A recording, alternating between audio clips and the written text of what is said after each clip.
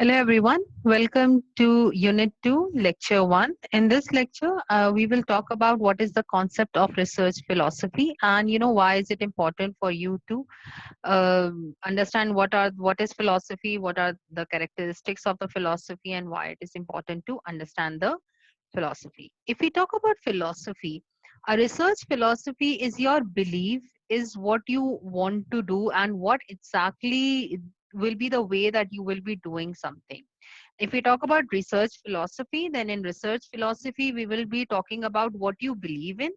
What you believe should be your data collection technique, what you believe is the reality, and what you believe should be the criteria or should be the way things should be analyzed. Obviously, everyone's belief is based on certain principles. They're on certain concepts, and that concepts may have different paths. So, the four key concepts in any research philosophy is its epistemology, ontology, axiology, and methodology. So these can be the four stages or the four key characteristics which will combine to form your research philosophy. If we talk about epistemology, so in epistemology, we talk about the limit of the human knowledge. We talk about that, there is knowledge and there is a reason, and what exactly about the reality you can know. What is the relationship between the knowledge and reality? You already have some info, some knowledge in your mind, and how what kind of relationship does it have with the with how actual things are, and what how much can you know about it, the reality, what can you exactly know about it. If we talk about ontology, ontology is basically the beliefs that you have right now. I mean, what you already know about something. It actually applies to everything that is real, everything which is right in front of you.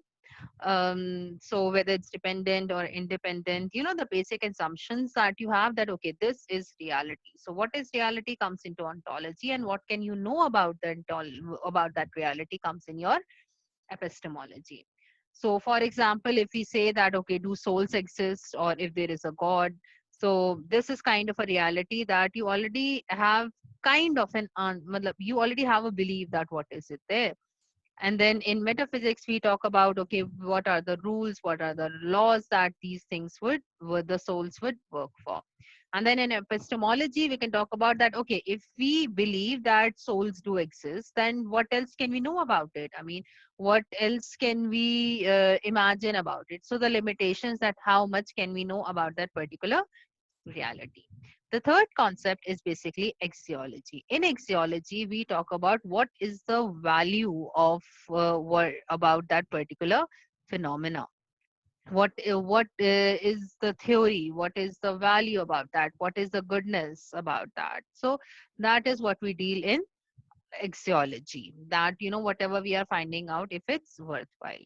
Now often people have this idea that how much intellectual freedom do I have, in like if we talk about in Pakistan, that if you are in your university, you're going to research about anything which is easy, or anything that your teacher wants, later on anything that you get a funding for, or maybe, and then you research about anything.